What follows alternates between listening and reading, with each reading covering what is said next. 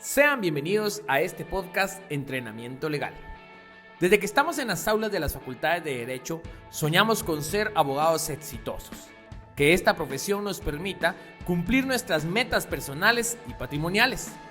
Todo eso es posible, pero para ello necesitamos entrenarnos duramente.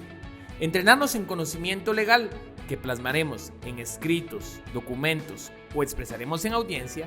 Y en un mundo tan competitivo, también es necesario entrenarnos en habilidades y aptitudes personales que se requieren hoy en día de los juristas del siglo XXI. Para eso es este espacio.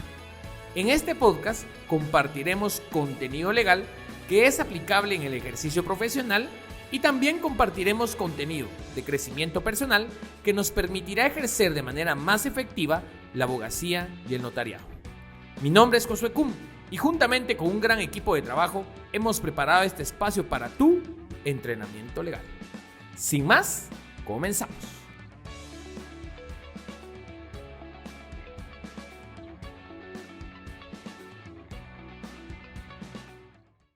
Sean bienvenidos a su podcast Entrenamiento Legal. Es una alegría iniciar el capítulo 3 de nuestra serie Más abogado que notario, haciendo énfasis a ciertas funciones específicas del papel del abogado y abogada. Así que vamos a platicar hoy un tema muy interesante que esperaríamos nunca tengan la necesidad, pero es importante estar preparados, que es la liquidación del cobro de honorarios de un abogado. Cuando me refiero a la liquidación del cobro de honorarios, es aquella situación en donde el cliente no me quiso pagar mis honorarios voluntariamente y me veo en la necesidad de demandarlo para el cobro de honorarios.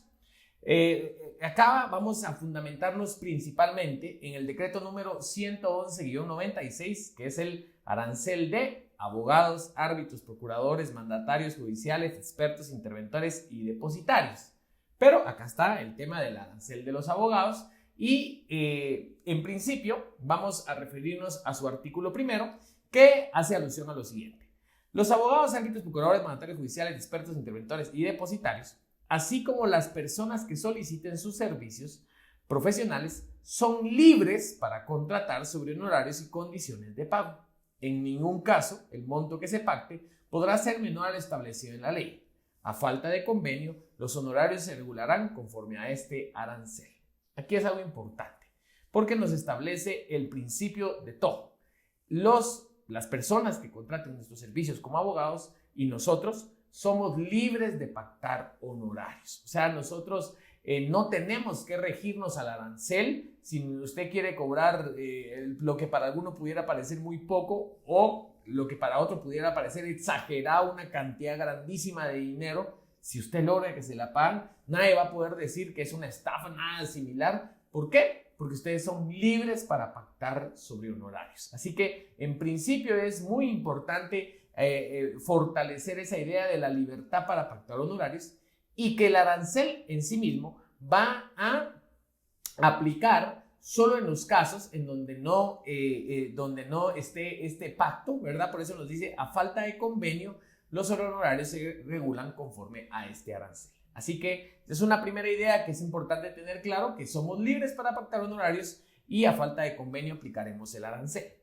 Acá es importante también que creo que es muy profesional, es necesario, es importante que cuando vayamos a prestar unos servicios profesionales, pues establezcamos muy claramente las condiciones de pago sobre el asunto, ¿verdad? Cuánto voy a cobrar como tal. Hay algunos que pactan según etapas, otros que pactan una cantidad inicial y después una cantidad mensual hasta que termine el asunto. Otros pactan que de manera inicial y un monto proporcional a lo que se recupere y demás cuestiones. Entonces está esa libertad de pago. Acá para muchos es importante hacer notar de la existencia en el Código de Ética del pacto quota litis, porque en cierta manera sí compromete mi imparcialidad a la hora de hacer el asunto si tengo un interés como tal. Pero hoy me voy a centrar en el tema de la liquidación. Así que en principio somos libres para pactar honorarios y a falta de convenio el arancel. Acá quisiera comentar una pregunta que me acaban de hacer en una de las en un taller que estaba dando. Me decía, mire Lick, Si hacemos una propuesta de honorarios y le pedimos al cliente que me la firme de aceptada, ese ya sería una prueba para liquidación de honorarios. Tan sencillo como eso, ya sería una prueba para liquidación de honorarios.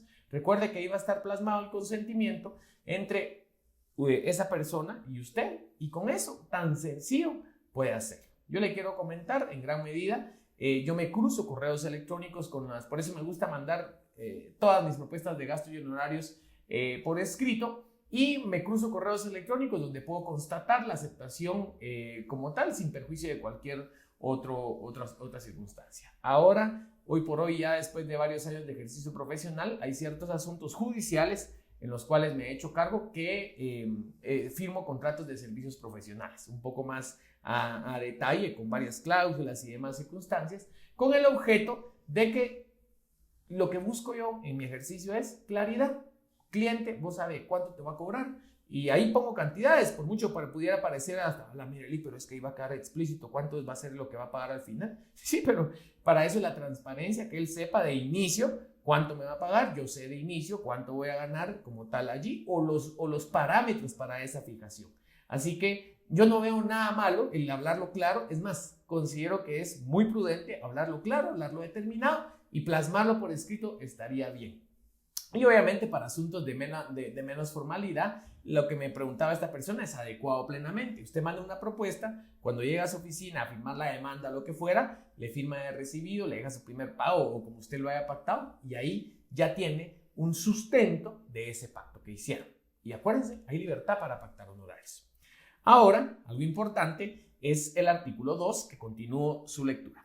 Dentro del proceso, los abogados, árbitros, procuradores, mandatarios judiciales, expertos, interventores y depositarios, a partir de ahorita ya solo leería abogados, tendrán acción directa para el cobro de honorarios de la persona o entidad que haya contratado sus servicios o de la parte condenada en costas. Ambos obligados tienen la calidad de deudores solidarios. Si pagar el contratante de servicios podrá repetir contra la parte condenada en costas. Acá nos dice quién está obligado a pagar los honorarios, y en este caso va a estar obligado a pagar los honorarios, pues en principio la persona que me contrató mis servicios profesionales.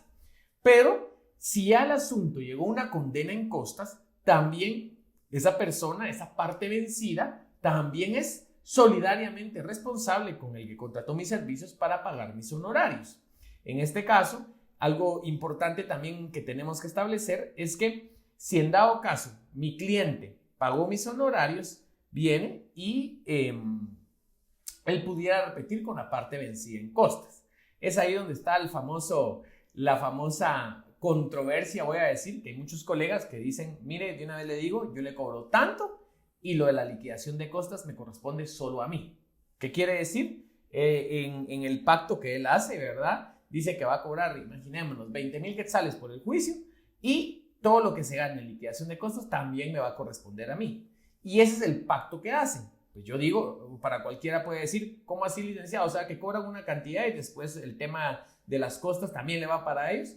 Pues es libre de pactar honorarios. Realmente yo no condeno esa circunstancia, pues si él lo plantea de esa forma, su cliente se siente cómodo en esa forma, tal vez no comprendiendo a plenitud el planteamiento, pero lo acepta, pues ciertamente es allí. Ahora bien, lo que regula en este caso el arancel es que se va a cobrar una cantidad y la va a pagar la persona que preste los servicios, y si hubiera liquidación en costas, pues podrá repetir allí. Lo que es común en la práctica es que se den este tipo de pactos, ya sea que sobre la liquidación de costas se quede una parte del abogado, una parte de la parte, o bien que toda la liquidación de costas vaya para el abogado, o bien que toda la liquidación de costas vaya para la parte y que a mí pague mis 20,000 pesos. Ya todo lo que usted recupere ya es su clavo, o yo le ayudo, pero ya no es. O incluso lo ven como un asunto distinto. Aquí le digo, hay libertad para contratar servicios y condiciones, y le he dado algunas de las modalidades que yo me he topado en la práctica profesional.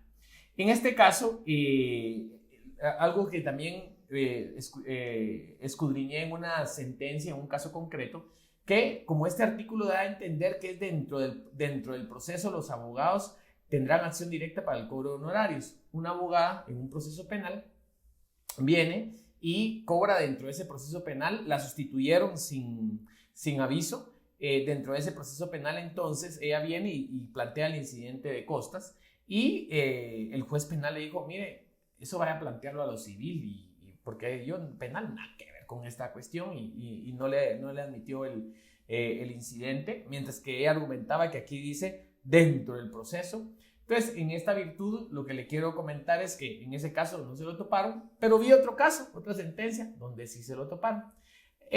La primera terminó en apelación de amparo y ahí el Tribunal Constitucional pues estableció que ¿cómo se llama esto? Que la competencia, pues en este caso no va a ser prorrogable y que debía conocer un juez civil. Entonces, usted analice su caso en concreto porque no será lo mismo para otras materias del derecho. Lo que le quiero contar es que, al final de cuentas, el punto número 2 que le hago énfasis es que a usted le tiene que pagar su cliente y vale la pena que platiquen qué va a pasar con la liquidación de costas y usted le puede hacer alguno de los planteamientos que le fui comentando. Tercero, ya en sí el proceso de liquidación de costas. El artículo 24 del arancel de abogados establece que quien hubiere prestado los servicios establecidos por este arancel podrá pedir la liquidación de sus honorarios ante el juez competente de su domicilio. Acá donde le decía, tiene en el proceso de la sentencia que le hacía referencia, argumentaban que ese podrá hace alusión a una posibilidad que pudiera ser. Así que le comento, usted siempre va a poder plantearlo, podrá plantear este proceso ante el juez competente de su domicilio como abogado, como tal allí. Entonces, esa sería una opción que nos faculta la ley para plantearlo, no necesariamente ante el juez que está conociendo el proceso, sino también tengo la opción de poderlo plantear ante el juez competente de mi domicilio. Sigo leyendo y regula la ley. Presentada la solicitud, el juez dará audiencia en incidente por 2 días comunes a las partes. Si dentro de dicho plazo, él o los obligados no presentaren constancia fehaciente de haber efectuado el pago y la liquidación se encuentra de acuerdo con la ley, el juez le dará su aprobación.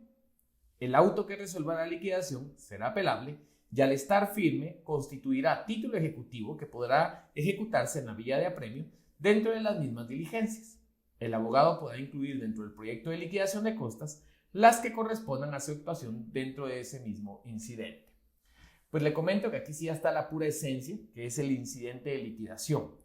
Usted hace su escrito y ojo, porque va a depender de cuál sea el pacto que usted tiene. Si usted tiene algunas pruebas donde esté establecido el pacto que se hizo de los honorarios, usted puede ajustar ese arancel al pacto que hizo de los honorarios. O sea, usted lo que va a ir a cobrar no es en sí mismo lo que versa el arancel, sino esa libertad que usted tuviera siguiendo la noción del artículo 1. Pues nosotros éramos libres de pactar honorarios y a mí él me dijo que me iba a dar tanto. Y aquí está, miren, mi prueba que me iba a dar tanto. Ahora bien, de igual manera, usted puede ajustar al arancel o complementar con el arancel lo que fuera pertinente. Así que, generalmente, probablemente no haya un pacto establecido como tal y no hay convenio con esa persona. Entonces, usted va a tomar el arancel y va a ajustar cada uno de los conceptos que conforme el arancel es. Es decir, si usted no tiene convenio, que eso es lo que pasa en una gran cantidad de estos casos, si usted no tiene un convenio con la otra parte, va a tener que ajustar el arancel su reclamación. Y usted el arancel lo va a agarrar artículo por artículo, artículo por artículo, artículo por artículo, reclamando todo lo que fuera procedente. Y entonces usted hace ese proyecto de liquidación y obviamente plantea su incidente, un escrito ante el juez que incluye este proyecto de liquidación y lo plantea al juez. El juez se lo va a admitir y va a dar audiencia por 2 días a la otra parte como tal. Aquí hay un tema sumamente controversial, que es si se abre a prueba o no se abre a prueba. Porque de la lectura del artículo 24 no se establece de manera explícita una apertura a prueba. E inclusive muchos jueces pues, resuelven como tal, plantea la argumentación y la evacuación de la audiencia y conforme al arancel, si uno lo lee muy específico, establece que se va a resolver. Ahora, le quiero comentar que también en sentencias de apelación de amparo, pues la Corte de Constitucionalidad ha establecido que el artículo 28 del propio arancel dice que en cuanto no contraríen el texto y los principios que contiene el arancel, se aplicarán supletoriamente las disposiciones del Código Procesal Civil y la Ley de Organismo Judicial. Y en este sentido han establecido que en este sentido, tanto el juez de primer grado como la sala tuvieron en cuenta que por tratarse de un incidente en el que los propios amparistas propusieron medios de convicción para demostrar sus afirmaciones, era oportuno y legal aplicar supletoriamente las disposiciones de la Ley de Organismo Judicial en lo referente al trámite de los incidentes, razón por la cual el juez de primera instancia que conoció el caso señaló en resolución de fecha 3 de septiembre de 1999 las audiencias respectivas para la recepción de las pruebas. En este caso, lo que argumentó el juez y tuvo la secuencia en las demás instancias era, pues si cada quien ofreció prueba, yo puedo aplicar supletoriamente, conforme al artículo 28 del arancel, el Código Procesal Civil y Mercantil y, por supuesto, sobre todo también en este caso de incidentes, la Ley de Organismo Judicial, porque hay hechos sometidos a prueba. Ahora bien, la Corte, en su argumentación propia, hace alusión al artículo 126 del Código Procesal Civil y Mercantil como tal, que dice que en el proceso civil rige el principio dispositivo, que recoge el artículo 126 del Código Procesal Civil y Mercantil y que impone a las partes la carga de demostrar sus respectivas proposiciones de hecho, principio que es aplicable a los procedimientos incidentales como el generado por los amparistas, pues obedece al hecho que existiendo aspectos controvertidos en los cuales el demandado contradice la pretensión del actor, se genera el contradictorio con intereses opuestos, en el que corresponden al demandante probar los hechos constitutivos de su pretensión y al demandado probar los hechos extintivos o circunstancias impeditivas que esa pretensión, en observancia al debido proceso. En conclusión, pues no me va a negar usted que parece plenamente lógico y razonable que si yo presento dentro de mi incidente algunas pruebas que van a sustentar mis hechos, como en este caso promotor del incidente, pues obviamente voy a pedir que me abran a prueba para convencer al juez de mis proposiciones de hecho a través de mis medios probatorios. Ahora bien, si también a la persona que le corresponde, porque no sabemos cuándo usted le va a tocar asesorar a un cliente que se está oponiendo contra un cobro abusivo de algún colega, entonces, en este caso, usted va a poder contrariar en esa audiencia de 2 días, va a contrariar las argumentaciones planteadas por los accionantes, que puede ser otro colega, y usted puede sustentar todas esas alegaciones en pruebas, las cuales van a ser sometidas a el periodo probatorio que se tendrá que aperturar en los 8 días que pudiera ser conforme a la Ley del Organismo Judicial y estas argumentaciones vertidas. Entonces, en conclusión, pues, si las partes ofrecen prueba y solicitan la apertura del periodo probatorio, los jueces tienen la plena facultad, conforme lo he explicado, de aperturar a prueba este incidente. Y si no, pues va a aplicarse de una manera muy literal lo que establece el artículo 24, que le termino su lectura en la parte conducente. Establece que si la liquidación se encuentra de acuerdo a la ley, el juez le dará su aprobación. Y entonces es ahí donde el juez aprobará la liquidación y va a establecer una cantidad líquida exigible para ser ejecutable en la vía de apremio. Estaba leyendo otra sentencia en otra oportunidad que me llamó mucho la atención, porque en este caso, en el ejercicio de esa libertad de contratación y libertad de pacto de honorarios, un colega, como remuneración a su servicio prestado, se había comprometido con el cliente que el cliente le diera 10% de las acciones de una sociedad anónima. Dese cuenta que si son acciones, son cosas mercantiles, bienes muebles, por lo tanto no pactaron cantidad líquida exigible, sino pactaron la entrega de bienes muebles. Punto interesante.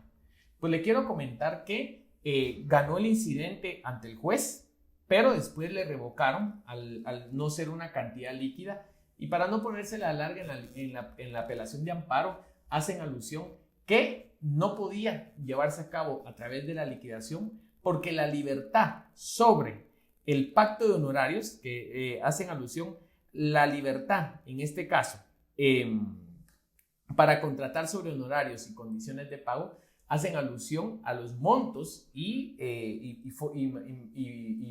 cómo este se va a pagar, cómo este monto se va a pagar, y así a la Corte de Constitucionalidad un análisis que de igual manera se prevé que esta va a ser ejecutable en la vía de apremio. circunstancia que sería imposible si son cosas mercantiles. En tal virtud, le declararon sin lugar el incidente a nuestro colega, cosa que me pareció sumamente interesante, y decía que debía promover su reclamación no mediante la vía de los incidentes de cobro de honorarios, cuestión que cuestionable, pero ya le estoy contando la parte final de la historia y lo que causó firmeza.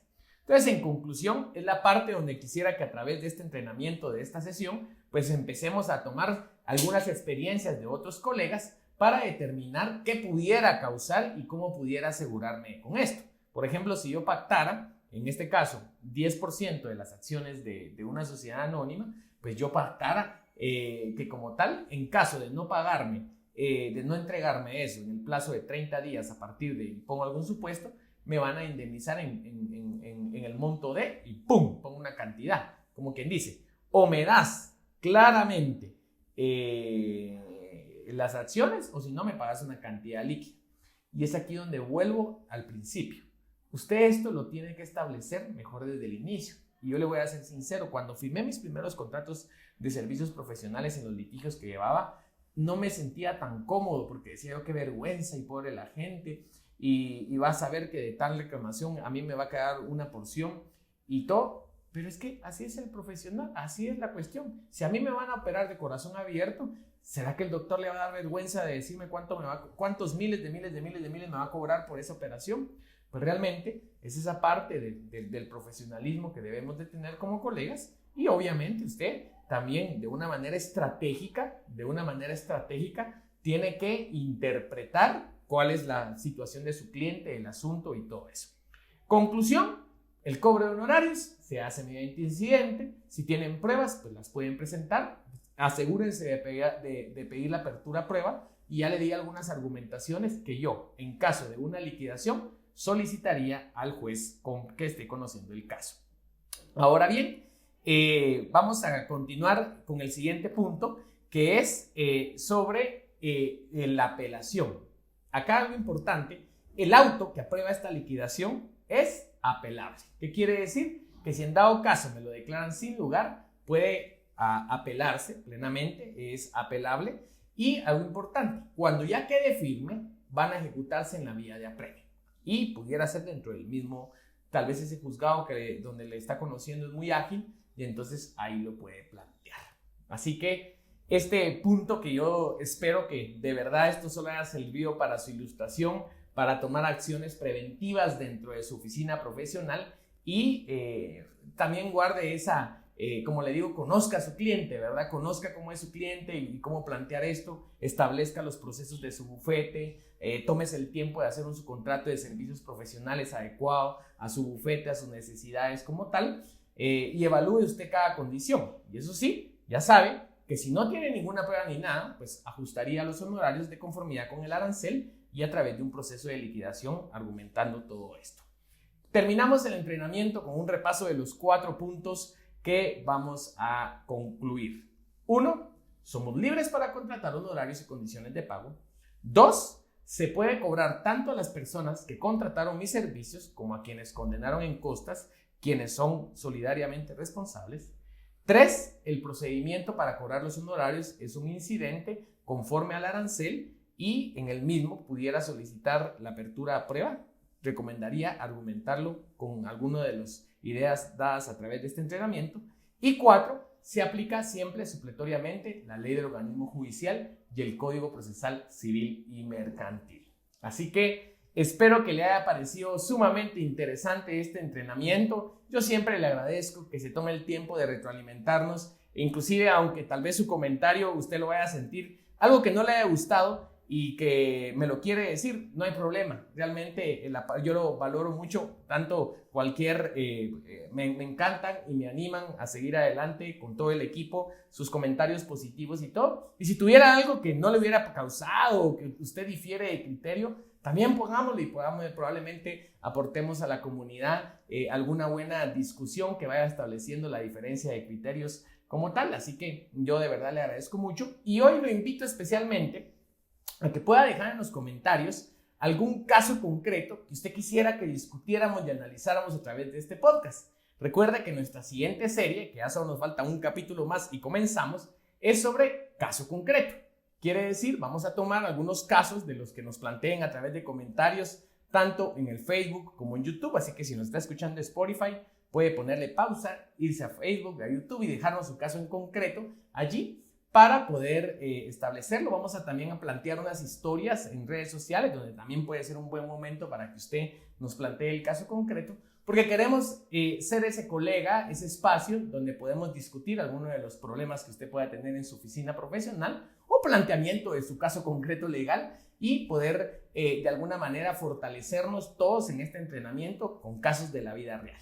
Así que le agradezco mucho su atención. Recuerde siempre activar las notificaciones y compartir a algún colega para que también se entrene legalmente. Nos vemos y escuchamos el próximo lunes en nuestro siguiente episodio de Entrenamiento Legal.